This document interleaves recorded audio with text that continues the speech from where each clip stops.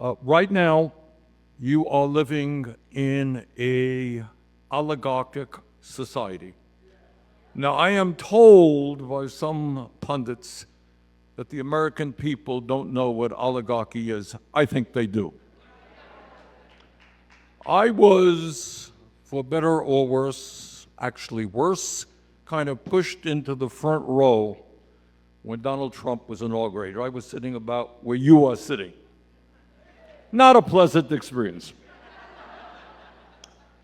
And as some of you may recall, right behind Trump, sitting behind Trump, were the three wealthiest guys in America, Mr. Musk, Mr. Bezos, Mr. Zuckerberg.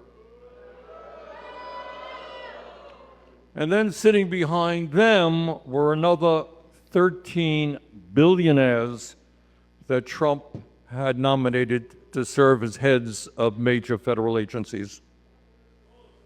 And as I was sitting there, I really did, I was reflecting on American history and reflecting that way back in 1863, as some of you will remember from your history books, Abraham Lincoln went to Gettysburg.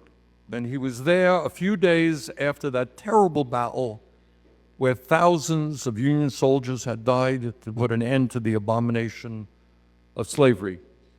And Lincoln stood there and he wrote this speech very quickly. And he said, looking out on that field, we're just a few days before people had died by the thousands. And he said, you know, we have, I'm paraphrasing, we have a vision of government. And our vision of government that these men did not die in vain for is to establish and maintain a government of the people, by the people, and for the people.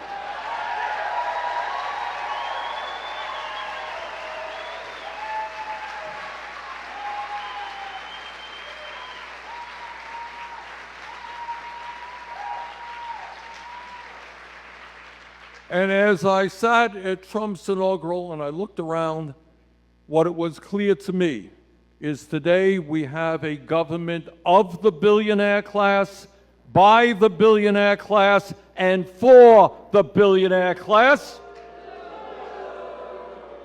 And what I can tell you, as someone who has traveled all across this country, is the American people will not accept oligarchy.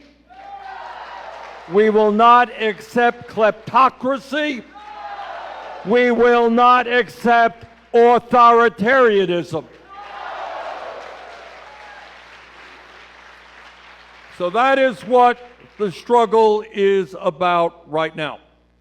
In America today, and you don't hear too much about it, so let me tell you, you have more income and wealth inequality in America today than we have ever had in the history of America.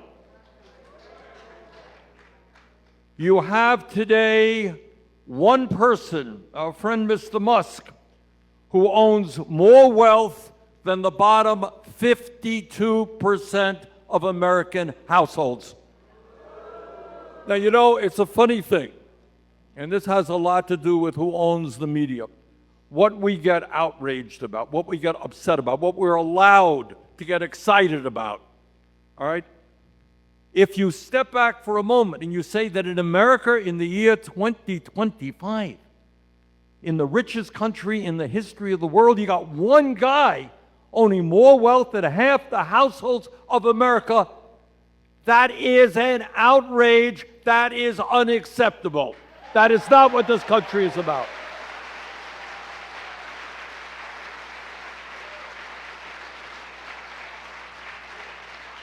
But it's not just one guy.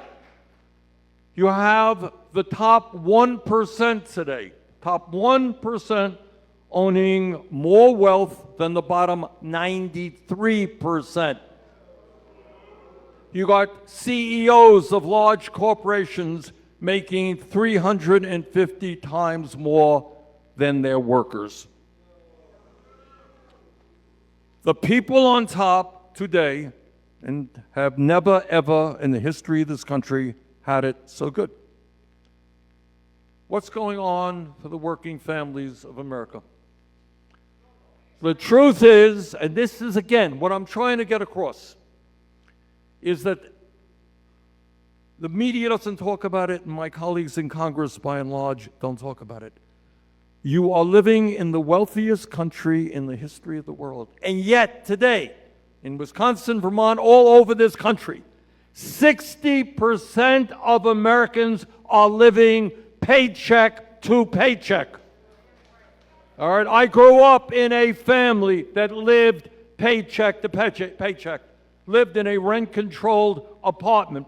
Family didn't make much money. All over this country, here in Wisconsin, in Vermont, all over, people are struggling, trying to figure out how they're going to feed their kids, how they're going to pay the rent, how they're going to pay for health care.